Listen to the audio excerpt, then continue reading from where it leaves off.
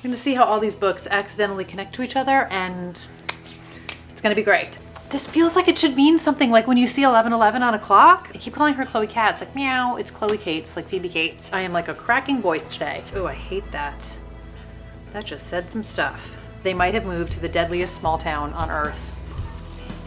Yes, please. It's a toxic trait. We all have them. That is one of mine. Hi everybody, it's Audrey and welcome back to Chapter and Converse, and welcome to another video where I make reading plans, but not necessarily a TBR, because I'm not a TBR person. So if you guys have been following along, and I mean, why wouldn't you be? You may have seen my recap of my 23 and 23, where I made some epic plans to read 23 specific books last year, and I basically epically failed at that challenge. So I thought I would do 12 and 24 instead, which I mentioned in that video, if you saw it. So I genuinely, and I do genuinely enjoy making lists and curating collections and pulling things together and having plans. And I'm a mood reader, so it's always a little bit tricky, but I like to kind of try to direct myself in some way, which is a lot of what Booktober Bingo is about. So I do like to have some freedom within, but I also like to have like a place to go, if that makes any sense. I don't know if it does. So I picked 12 books. A couple of them are handpicked from last year's list because I do genuinely still want to read them. And then there's a whole bunch of new books on here that I genuinely want to read, because of course I do. I genuinely want to read like all the books, but I just really like pulling together a list of books, and hopefully it will actually work for me this year. So let's just get into it. I'm going to start with one which was on my 10 before the end list that I made in December, and the only reason I did not win at 10 before the end is because I started it a little bit too late, and then I definitely got detoured by other books, which is like, whatever, the whole point of being a mood reader. So this is Chloe Cates is Missing by Mandy McHugh. So on the 10 before the end, just didn't get to it. I have been in a wonderful swirl of 2024 new releases and arcs.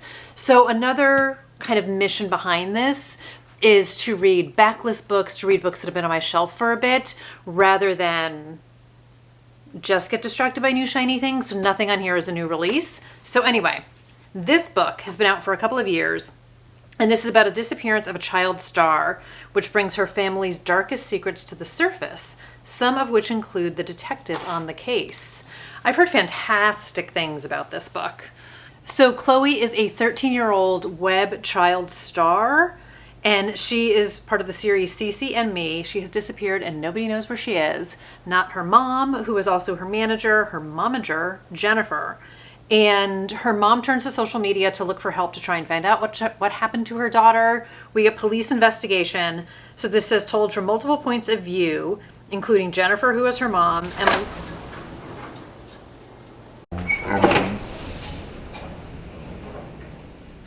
we just got the biggest gust of wind that literally just pulled my door open. Hold on. Oh my gosh, that just totally scared me. My door literally just, it wasn't locked, but it was closed, but the gust of wind pulled it open. That was really scary. Luckily, just the porch door. Okay, so multiple POVs in this one. We have Jennifer, Emelina, who is the cop, and then pages from Chloe's lost diary. So it says, a suspenseful novel of a child pushed to the brink and the troubled family that desperately needs her back. So again, I've heard great things. I'm finally going to get to it. Okay, let's turn to a new book that I haven't talked about in maybe a couple of years, because that's how long I've had it. This is The Killer You Know by S.R. Masters. So this is I'll Murder Three Strangers and You'll Know It Was Me. This is about a group of friends. I love past and present mysteries with a group of friends, people who've known each other for a really long time. And when there's a reunion vibe in it, I just like love it even more. So in this one, it says, when Will jokes about becoming a serial killer, his friends just laugh it off. But Adeline can't help feeling there's something darker lurking behind his words. You need to kill at least 3 people, right? So that's what I'll do. 15 years later, Adeline returns to Blythe for a reunion of the old gang, except Will doesn't show up. Reminiscing about old times, they look up the details of his supposed murder spree, but the mood soon changes when they discover 2 recent deaths that match. As the group attempts to track Will down, they realize he is playing a sinister game that harks back to one they used to play as kids. Only this time there are lives at stake. I heard about this book forever ago. I have obviously shown it on this channel before. It's from Book Depository, so that's how you know it's been a little bit since I bought this book. And I know when I've mentioned it before, some of you guys have mentioned that I need to read it, and I know I need to read it. So my mission is to read it in 2024. This came out in 2018. I haven't had it quite that long, but I've had it for a minute. So another author who I know and love, which again, if you guys follow me, you would know that, is Lisa Jewell. I have picked The Night She Disappeared. So one other thing that I just want to quickly mention is I do have my authors I want to read to zero project list of authors that I want to actively, intentionally work on reading more of their books.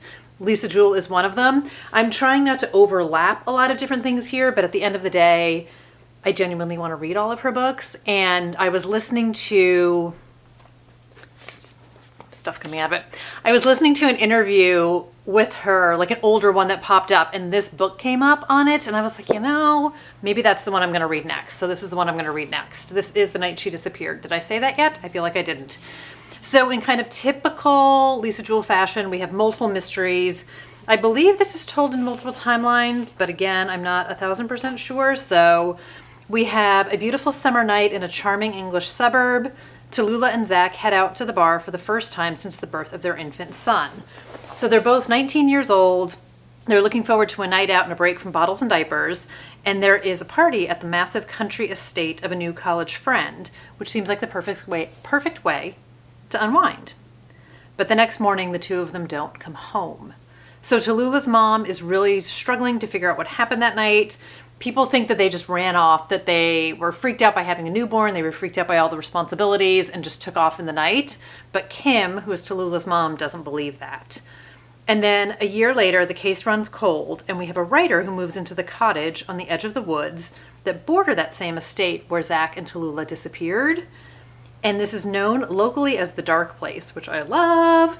A dense forest. She goes for long walks there, and on one such stroll, and I feel like Lisa Jewell said how this was the first image that popped in her mind when it came to an idea for this book. She's on a stroll, not Lisa Jewell, but our main character, the writer here, is on a stroll, and she stumbles upon a mysterious note that simply reads, quote, "Dig here."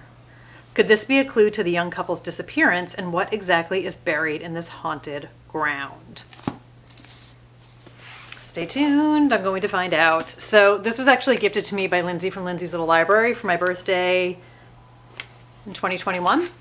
So this is gonna be my year, Linz. This is gonna be my year. So stay tuned for that. And then another book that was on last year's list, and also if you watched my epic fail video, I was like, I don't know where it is, but I know it's here somewhere. This is Bloodline by Jess Lowry. One of the main reasons I feel like I failed last year is because I did not put these books in my line of sight. This was literally on the bottom shelf of an end table, which I found when I had to move it to put up my Christmas tree.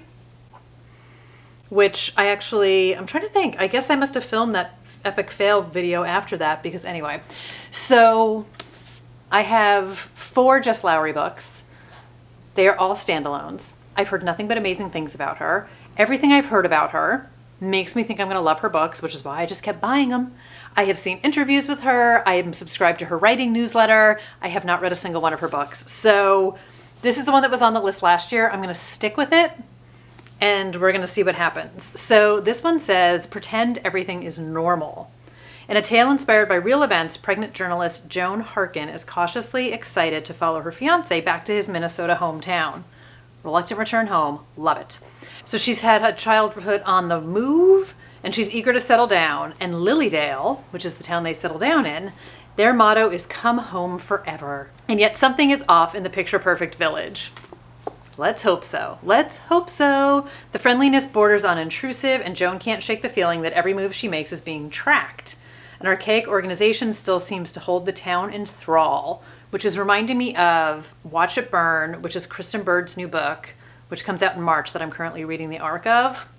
So I love when these little natural connections start to happen. So our little town has a sinister secret of a little boy who vanished decades ago. And it says, unless Joan's imagining things, a frighteningly familiar figure from her past is on watch in the shadows. So her fiance tells her she's paranoid. He might be right, but then again, they might have moved to the deadliest small town on earth. Yes, please. Not that I want to move to the deadliest small town on earth, but I am happy for other people to do it and to read about it in a book. So I'm excited. Part of me thinks, I was going to say this is set not in present day. So Minnesota 1968, I guess, is our timeline. So I knew it was set in the past. Hopefully there's like a historical fiction prompt on one of my reading things that I'm doing that'll fill. So anyway, Jess Lowry, stay tuned. More to come. Okay, next up, this was another one that was recommended by you guys. This is No One Will Miss Her by Kat Rosenfield. So I read her second book, You Must Remember This, and loved it. Read that last year, but I have not read this one yet. So I have been told by reliable sources, by which I mean you guys, that this book is real dark and probably real in my wheelhouse. So I was like, well, I'm definitely going to add this to my list for this year. So the back says, my name is Lizzie Willette, and if you're reading this, I'm already dead. The funny thing is, some people will say I had it coming. Maybe not in so many words, maybe not quite so out in the open, but give it time, just wait. They can say what they like, I know the truth, and for once, I have no reason not to tell it. Not anymore. So this was her debut? No. She's written, I want to say YA. Yes, she's written YA books. Maybe this was her adult thriller debut. I hope I'm not getting that wrong. Okay, so this says psychological suspense in which a girl from a hardscrabble small town meets a gorgeous Instagram influencer from the big city. So this is set in October. They are in Maine, and I don't want to read anything else because there's not a lot of book to it, and I already read something on the inside that I think might have been more than I needed to know. So anyway, onwards we go. The next book I have is Pretty Things by Janelle Brown. I have had this book on my shelf for entirely too long. And Kate from Killing the Tea was talking about, I don't know if it was like favorite books of all time or like recommendations of all time, or if it was like books to read if you like Saltburn. I listened to all of their podcasts, so everything blurs together. She has mentioned this book multiple times before, and I had messaged her and I was like, every time I hear you talk about this book, I want to read this book. And she was like, I think you're going to like it. So I'm officially making it part of my reading list for this year. So this is two wildly different women, one a grifter, the other an heiress, are brought together by the scam of a lifetime. So Nina once brought into the idea that her fancy liberal arts degree would lead to a fulfilling career. When that dream crashed, she turned to stealing from rich kids in LA alongside her wily Irish boyfriend, Lachlan. Nina learned from the best. Her mother was the original con artist. So I'm thinking of Stone Cold Fox, which I very much enjoyed. I just picked up, oh no, what's it called? Everybody's talking about it. I've been talking about it. Hold on. First Light Wins by Ashley Elston. So this also has a con artist vibe to it. So I feel like again, connections are happening. I'm also going to film a book haul, so you guys will see that. I don't know, before or after this. After this for sure. Okay, anyway. So we have some con artist vibes, and then we have Vanessa, who is a privileged young heiress who wanted to make her mark in the world, but instead she becomes an Instagram influencer. Connections everywhere. Traveling the globe, receiving free clothes and products, and posing for pictures in exotic locales. So somehow, Nina, Vanessa, and Lachlan's paths collide in Lake Tahoe, where the intertwined lives give way to a winter of aspiration and desire, duplicity and revenge. Yep. I'm going to see how all these books accidentally connect to each other, and it's going to be great. Okay, another one of my favorite authors he is on my not totally read to zero, but a read what I've got list before I buy anything else that he's written. Trying to make that be a rule. This is Keep It in the Family by John Mars. I have read a few of his books so far, have enjoyed all of them, but I feel like I heard this is the darkest of the bunch so far. So that feels like the right one to pick of the list of his books that I have sitting on my shelves that I haven't read yet. So it says, a young couple's house hides terrible secrets, and not all of them are confined to the past. Mia and Finn are busy turning a derelict house into their dream home when Mia unexpectedly falls pregnant. But just when they think the house is ready, Mia discovers a chilling message scored into a skirting board. I will save them from the attic. I'm having a Nancy Drew flashback. Following the clue up into the eaves, the couple makes a gruesome discovery. Their dream home was once a house of horrors. In the wake of their traumatic discovery, the baby arrives and Mia can't shake her fixation with the monstrous crimes that happened right above them. Haunted by the terrible things she saw and desperate to find answers, her obsession pulls her even further from her husband. So there's something, nothing good happens in an attic, right? Nothing good happens in an attic. Our attic growing up was one of those ones where like you had to pull down the ladder and it unfolded. And because it was at obviously the top of the house because it was the attic and you had the pointed roof, you couldn't walk around freely. So you had to crawl, but anytime we needed to get stuff, they would always send me up because I was the youngest and the smallest. It obviously spanned the whole house. So a lot of times it'd be like, no, go further, Audrey, go further. And you'd have to like balance on the wood. And yeah, they always sent me because I was the smallest. So I know some attics.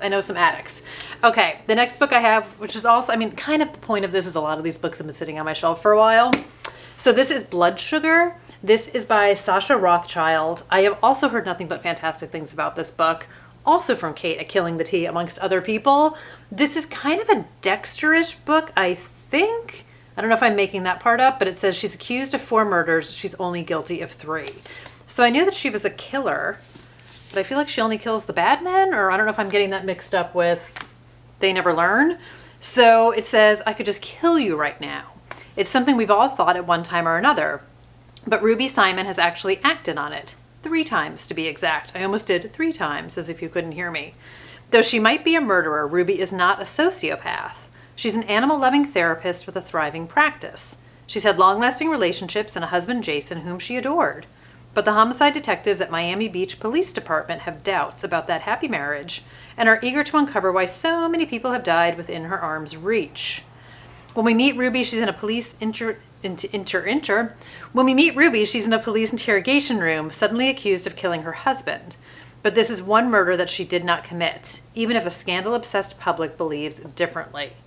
So she is undergoing questioning. We get flashbacks to, I think, the last dead bodies.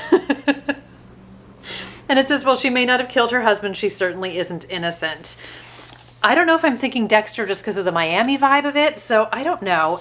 Covered beautiful. I just remember hearing such fantastic things about this book. And of course, again, I snatched it up and then didn't read it. So goals. Okay, another one that's going to look familiar from last year, and I'm not going to talk too much about it, is Ninth House by Leigh Bardugo. I just need to do it.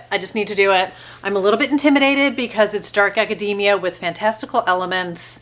I have psyched myself up and out of this book multiple times over, but I've also heard fantastic things about this book, and I have the sequel to this book, Hellbent, back here. So I just need to read it and see if it's for me, which is my plan for the next book as well. And we'll see what happens. This is another one, and I swear this was not intentional, that Kate loved.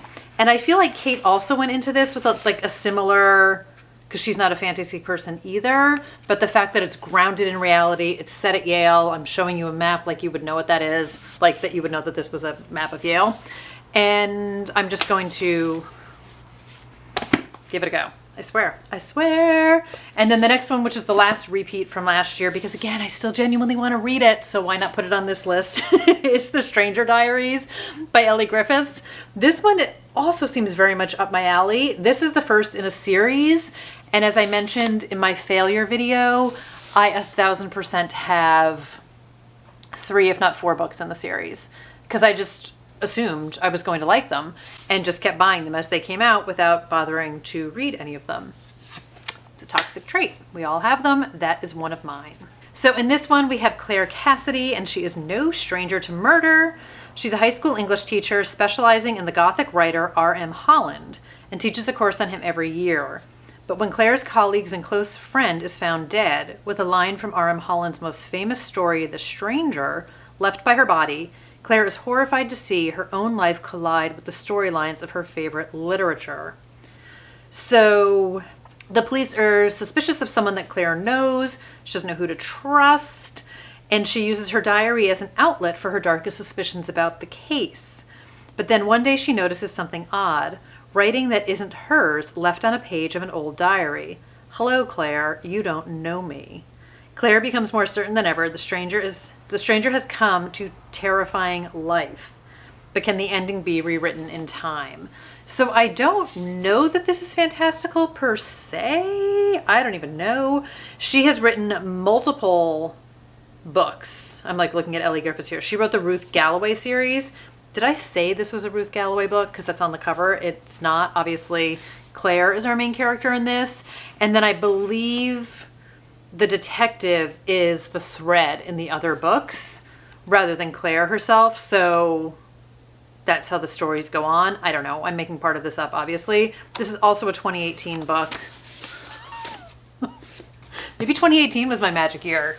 I was going to say I should only read 2018 books for no reason at all. I'm curious when this last one came out or when this next one came out. I'm not even kidding. This came out in 2018. This feels weird, yet karmic, yet it all makes sense. Okay, this is Find You in the Dark by Nathan Ripley. I have absolutely held this book up on this channel before. Talked about how I wanted to read it, and here we are. So, and my voice is cracking because I just. So, amongst other things, Jennifer Hillier blurbed it on the back, which I'm pretty sure was one of the reasons why I picked this book up, on top of the fact that we also have serial killer vibes to this one. So we have Martin Rees has been illegally buying police files on serial killers and using them to locate long-lost victims. After he uncovers the body, he calls the police anonymously and taunts them with his finds. He sees his work as a public service, a righting of all the mistakes the cops have made for years. On his latest dig, he searches in a graveyard for the first kill of Jason Shern, the murderer also thought to be responsible for the disappearance years before of Martin's sister-in-law. But at the site, he is shocked to discover a fresh body lying among decades-old remains. Ooh. Detective Sandra Whittall is a case closer on a meteoric rise through the police ranks. She's suspicious of the mysterious caller, the Finder, as she names him. Even if the Finder isn't the killer, who's to say he won't start killing soon? Then a call about the latest find comes in. Whittall's fears deepen, and Martin wonders what's going on, because whoever made the call, it wasn't him. I don't think I've seen a lot of people talk about this book. It just obviously intrigued me out of the gate. Serial killer. I love the idea that he's like doing the police's work for them, but then somebody else is obviously also on the trail. I don't know. I need to know. I need to know. And then the last book I have, which I picked up last year, towards the end of the year, is Calla, and this is by Colin Walsh. I heard about this. My voice cracked. I am like a cracking voice today. I had heard about this in a podcast. I hadn't heard of it before, so I picked it up, and now I feel like I've seen it on a handful of places. But this one is about a group of old friends, so we get that past and present timeline. I feel like we've come full circle. No, Chloe Katz was the first one I talked about. Chloe Cates. I keep calling her Chloe Katz, like meow, it's Chloe Cates, like Phoebe Cates. Anyway, group of old friends, past and present timelines. So this is set in Ireland, and three old friends are thrown together for the first time in years. Helen, Joe, and Mush were part of the original group of 6 inseparable teenagers in the summer of 2003, with motherless, reckless Callan Lannon as their group's white-hot center. Soon after that summer peak, Calla disappeared without a trace. So here we are 15 years later. Oh my God. It starts in 2013. No, it starts in 2003. It's 15 years later. It's 2018 in this book.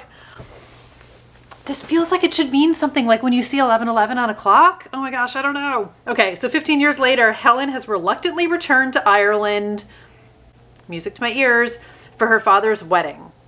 Joe is a world-famous musician, newly back in town, and Mush has never left. Mush or Mush, M-U-S-H, has never left, too scared to venture beyond the counter of his mother's cafe. but human remains have been discovered in the woods. Oh my God. Oh my God. I'm so excited for this list of books. 2 more girls have gone missing, told through tautly intertwined alternating narratives of past and present. This is a debut novel, and it tracks the estranged friends as they are forced to confront their own complicity in the events that led to Calla's disappearance. Oh my gosh, I'm so freaking excited. Now I'm like, I'm gonna have to find the 2018, which I'm not gonna be able to find in that dang Just Lowry book because it was set in the 60s, but like, what is happening here? Oh my gosh, I'm so excited for these book, you guys. For these books. That's 2020. All right, I just need to stop. Okay, maybe just one more. Maybe just one more. Now I'm gonna burst the bubble and I'm gonna burst the connection.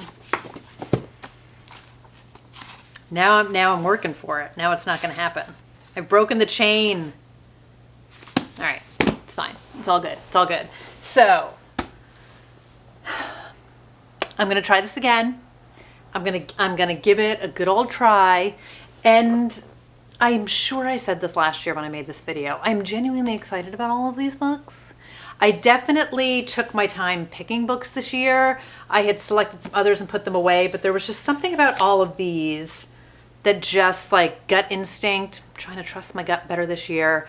And they spoke to me, and now I'm gonna read them. So no promises which comes first in any order, none of that stuff. You know how that works, mood reader. And I'm not trying to do like one a month. We're just gonna see where it takes me. So let me know, have you guys read any of these books? Which one would you push to the front of the list? Do you do lists like this, whether you are or are not a TBR kind of a person? And yeah, let me know what you think about 2018. Like finding stuff where it's not there. I don't know. Connections make me happy. So thank you guys so much for being here and for watching and for hanging out and being a part of the channel. And I will see you guys in another video real soon. I'm gonna go fill my book haul now. Take care, everybody. Bye.